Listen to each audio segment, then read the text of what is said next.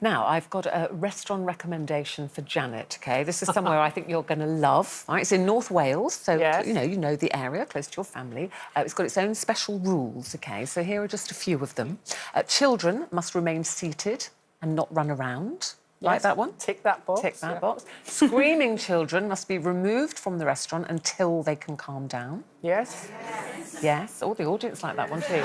If a child cannot be stopped from disturbing other diners, they and their parents will be asked to leave. Yes, another big yes from our audience. And food for children under 8 will be served on plastic plates. OK, so these... No, don't agree with that one. OK, well, it's actually, that's about safety, because they say sometimes the plates are very hot. You know, the china plates get very hot, so they're saying to stop. That's not in case they break them, it's more about them burning themselves. Yeah. OK, so this is a restaurant in Wales. What do you think of the rules, Janet? Fantastically sensible. I literally feel like throwing up listening to you two. You are bringing me... Now I feel like the worst parent in the whole world. Because I'm the Your house is immaculate. I am total opposite to you, so I admire... I want to be like you, but Well, you I'm can not. be. No, It's really easy. I can't be. Just say, go in your room and make a mess. No, I can't. You showed me a picture of your daughter's bedroom. I feel like I need to go around and tidy up for her. You can come straight after the show, please do. But literally, I am very particular, like really particular. And I guess I've been like that from a very young age. But we've just had our house renovated. I know. And I'm not kidding you. This is how particular I am. So I've said to my children, you go up the banister, you hold onto the banister. Why do you need to touch the wall at the same time? So they're literally walking like this. Oh, I love all the finger marks down the wall. I think, oh, look, that's where they've run all the way down really quickly to get in the garden. It's like, and then that's when they've come back. And they're all But back what about their bedrooms? No, because that, tidy, tidy. That's their area. Sanctuary. I'm paying the mortgage. It's my room, and I cannot. I'm sorry. I do worry about the type of pornography that is there, the extreme pornography. And my biggest concern with young boys and young men is the image that they may glean about women from watching those. And so, but to me, you know, making a slightly sanitised version, to me, doesn't really help. I mean, it's an interesting experiment. They're calling it an ethical porn film. I go, well, is there any such thing as an ethical porn film? Could I just pick up on one of your points? You can't change it, Gloria. It's No, there. no, I so my understand idea that. is you need to educate your boys in the real world. You know, I can't edit life for him, so I can't edit pornography. My point is that I discuss the things with him openly. I answer his questions if he asks. I say things like, you know, what you might see in a pornographic film is not necessarily what happens in real life. You can't expect that all women behave like that or will do those things. But So can it's I just pick up about... on that point? Because on this programme, I think maybe about 6 months ago, we were talking about a stepdaughter of one of the panellists, and they said that she'd lost 2 lovely boyfriends because she wasn't hairless. Because she still had hair on the important parts of her body, etc. And I was appalled at that, to think But that... that's from pornography. I know it is, and that's picking up on your point. That is what they're learning. That's what women should look like. I mean, forget about their personality or how, you know, how they get on together. I just thought that was awful. I was quite shocked at that, really. I think that this whole situation made me a little bit cross, because I do feel that when I was at school, I think teachers were allowed to do more to help. And I think that, you know, with my own experiences of my 2 boys when they started school, one of them had real issues with going to the toilet at school. It made him feel anxious. He was in this article, you know, the teacher's saying, you know, they're 5, for goodness sakes, why can't they, you know, competently go to the toilet properly? I do think that most children can by that age, but I think that starting a new school, the anxieties that come with it, all of these different things can make a child find it difficult to either go to the toilet at the right time. I had issues with my children wiping themselves properly. The teachers now their school weren't allowed into the toilet with them to help or to explain or to do anything. So I then had a problem where my child wouldn't go to the toilet at school and would hold it all day, and really ended up damaging his body because it was such a big deal. And I do think that parents and teachers need to work together rather than teachers blaming blame, parents and yeah. going, you're lazy and you haven't bothered to do this. Actually, some children do find it very difficult to go to the toilet at school. You know, people need to know where food comes from, don't they? Yeah, for me, this is a perfectly normal part of education, and it's all about how you do it. So if you put these two pigs into the school from the outset and you say to these kids, here we are, this is Pinky, this is Perky, and they look after them for a year and then they go, and now Pinky and Perky are going off to be slaughtered, that would be a different conversation. They're not doing that at all. They've been told, the children, from the outset that this is what's going to happen.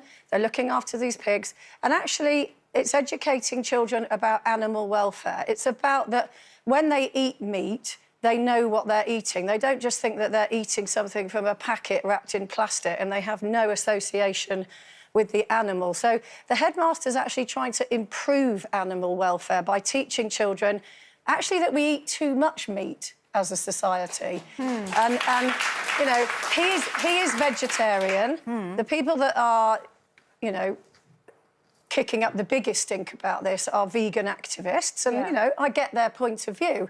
But a farmer who's got young children would be watching this item and laughing and going, where do you think the meat on your plate on a Sunday or whatever comes from? And their children, they just grow up around it. We've got some great comments on the shaming thing. Have you seen some of them there? Oh, let's have a look. I love this one from Sue. She says, I once hosted a women's-only adult toys party.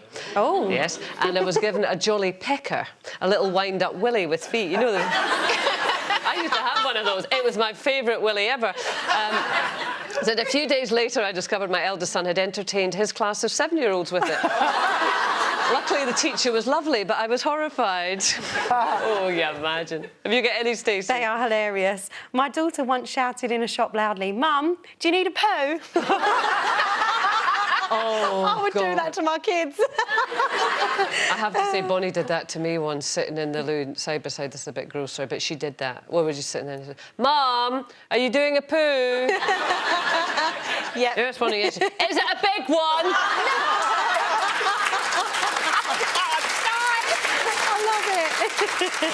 And it what? No. Right, OK. Michelle says, my daughter told Santa at school that we'd have to leave out the vodka for him because that's all mummy drinks. I love this one. My 3-year-old daughter shouted in the middle of the supermarket, Mummy, here's your nappies, while she's holding sanitary towels. Oh, don't you love them? Aren't we all a bit selfish? I mean, I can't remember a single time when I was reading a story that I didn't wish I was somewhere else. Downstairs, having a drink, having a bag of crisps. Do you do that thing where you get halfway through and you think, oh, they're almost dozing off, so I skip like 20 pages. And then my son goes, They go, no. How did that happen? And I'm like, well, you want to read the next bit. Or when you Playing stop with them. paraphrasing and then you realise you're going to have to remember that paraphrase every single time. You don't quite get it right, and then you have to start from the beginning because one eye's open. That's not how it goes, Mummy. I remember when they used to ask me to play Barbies and I used to literally be like this. She came down the road and can I have my clothes? And I'd be like as boring as I possibly could so I could just get back to whatever it was I wanted to do. They go, Mum, you're rubbish. She goes, OK, I'll see you later. Yeah, but I mean, that's kind of like shamed these days, isn't it? That's the new kind of word. But, you know, my mum was just like Prue Leith. I had a fabulous relationship with my mum. But if I said to my mum, Mum, come and play in the garden, she'd have looked at me as if I'd just grown horns. I mean, she just didn't do that. Yeah. I mean, she had other stuff to do. She was working full-time. And I didn't expect it, and I didn't really want it, to be honest. I wanted to play with my mates, you know, I wanted to be in the park, I wanted to be having fun with my pals. I mean, to be honest, if there was a kid in the park playing with their mum, I'd have thought they were sad. Yeah. So if having a baby is a lifestyle choice and not a necessity, should those who don't have children get paid maternity leave to pursue their passions? So someone who feels very strongly about this on the panel, I'm almost scared to ask you. What do you think, Carol? Well, before I say anything else, I want to say I love all you women who have children. I think you're brilliant. You're saving the world, in fact. And I'll tell you what, I love it. No, I'm very, very grateful to you for doing it, because that means I don't have to do it. So that's what I'm saying.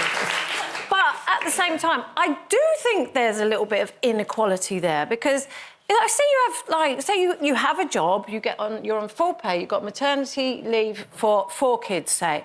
Now, what do I get as a non-childbearing person Right, out of that? extra What work. do I get? Yes, exactly. what you I get. You extra get better work. pay because you don't take time out Not to have necessarily. kids. Women's pay falls off a cliff at 29. Why? Because want they leave better to have pay, I want a babies. holiday. So you get better You do, pay, you get annual consistent leave. pay.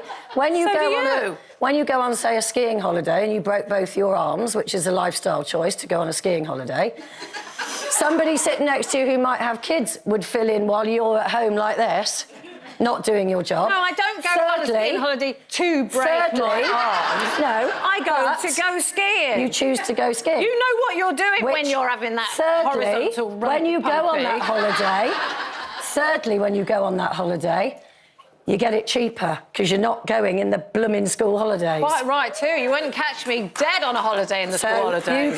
You get massive advantages. Kids everywhere. Meanwhile, I'm having children. You're so defensive. To pay taxes for you when you get older. You've got to keep the population going. Yeah, but I'm paying for your kids now, or I have done. I paid for all your kids to go to school. I've paid for all your kids. I paid for childcare now. I paid for everyone's bloody childcare. Do parents always know best, Sarah? I'm going to say absolutely not. And let me put that into context. My parents, and I've had this discussion with my parents throughout the years, so it's not something that, you know, they're going to watch and go, oh, what's she talking about? My parents came to this country in the 1960s from a small village in the Himalayas, OK? And they came over here and they came with set values, set religious beliefs, set cultural beliefs. And, you know, as I was growing up, in my house, I grew up as a child thinking their way was the right way. It was only really when I went to school that actually I started to see the world from a different point of view. I was mixing with different people from different cultures, different religions, something that they'd never done. So if it wasn't for my teachers and for my school, I don't think I would be the open-minded person that I am today. And I've actually managed to be able to also help my parents broaden their thinking and educated them into what actually life in Britain is about, because they didn't know. I'll give you an example. You know, my mum never, ever talked about things like periods or anything. It was because I went to school that, at the primary school, actually, when you were just about to go to secondary school, that I was taught that. So when it actually happened to me, I wasn't frightened, I wasn't scared. So from a personal experience, and I am a parent, I don't believe I will always know what's best, and I'm happy to hand that over to teachers and other experts.